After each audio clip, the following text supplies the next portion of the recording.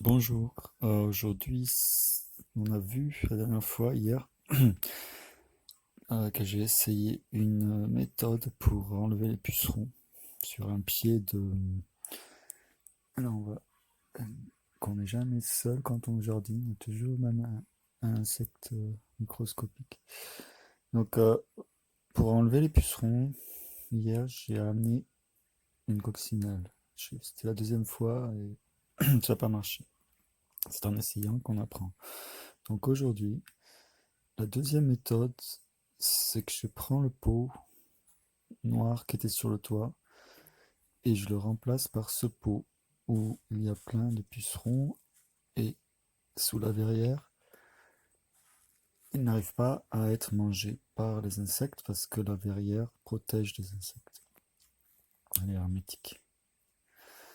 Donc, puisque apporter quelques coccinelles ne sert à rien, je mets la plante avec les pucerons là où il y a des coccinelles, c'est-à-dire sur le toit, et il n'y a pas de pucerons sur le toit. Donc voilà, je remplace un pot par un autre. Comme sur un jeu d'échecs, je joue avec les plantes. Ensuite, l'après-midi, je vais me baigner à la mer et à côté, il y a un grand champ de monoculture de blé. Et là, je trouve des centaines de coccinelles dans le blé. Donc, pas de pesticides. Donc, c'est très bien. Et je prends toutes sortes de blé aux abords du champ, et de la terre noire et aussi des herbes. Et je prends tout ça dans des sacs et je rapporte tout ça et je mets ces sacs dans le couloir en espérant qu'il y a des insectes avec ce que j'ai pris. Et en ouvrant tous les sacs, alors il y a un sac de terre, un sac de mulch, de blé, comme de la paille. Il y avait beaucoup d'insectes, mais je m'aperçois qu'il n'y a pas encore de coccinelles. Toutes ces centaines de coccinelles qu'il y avait ont disparu. Il y a un insecte qui n'est pas une coccinelle, donc avec un peu de chance, elle sera un prédateur.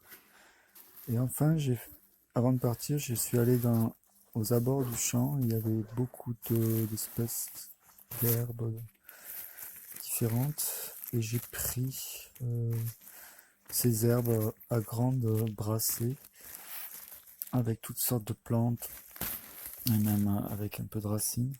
Et là, elles restent. Là, elles ont supporté le voyage jusqu'au couloir.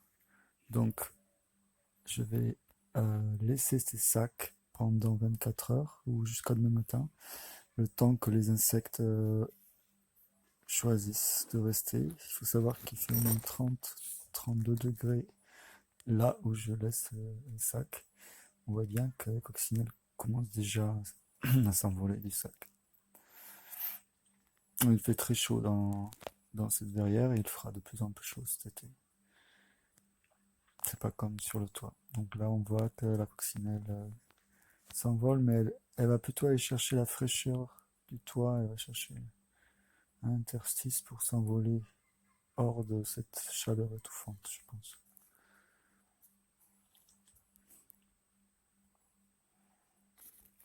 Donc on verra demain si cette troisième méthode réussit ou pas.